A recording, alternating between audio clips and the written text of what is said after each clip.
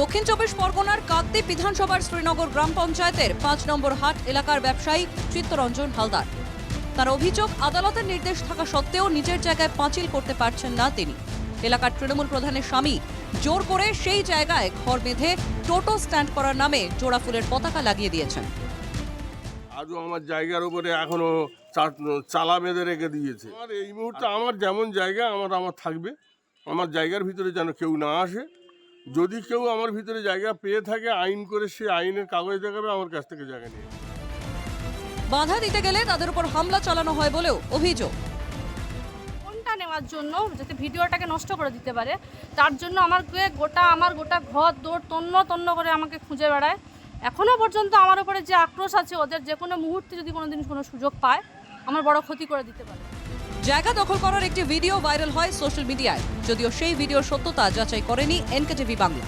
পাল্টা তৃণমূলের অভিযোগকারী তৃণমূল কর্মীই নন, আর যে জায়গা নিয়ে বিতর্ক তা নাকি বিদ্যুৎ দপ্তরের জায়গা।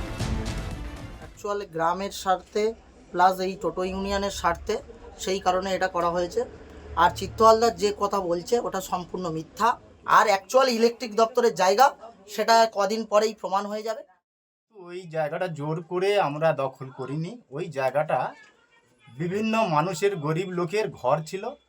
চিত্ত হালদার মহাশয় উনি জোর করে ভেঙে দিয়েছে, এবং গরিব মানুষের জায়গা উনি যখন জোর করে দখল করেছে, আমরা ওই জায়গাটা ওই জন্যে আমরা দখল নিয়ে টোটো ইউনিয়নের সাথে আমরা।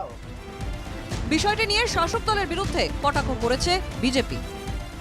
যে আমরা কোন বাংলায় বাস করছি, যে বাংলায় নিজের নামে দলিল, নিজের নামে রেকর্ড থাকা সত্ত্বেও তিনি বসবাস করতে পারছেন না। বিষয়টি নিয়ে দক্ষিণ চব্বিশ পরগনার ঢোলাহাট থানায় একটি অভিযোগ দায়ের করা হয় অভিযোগকারীর তরফে।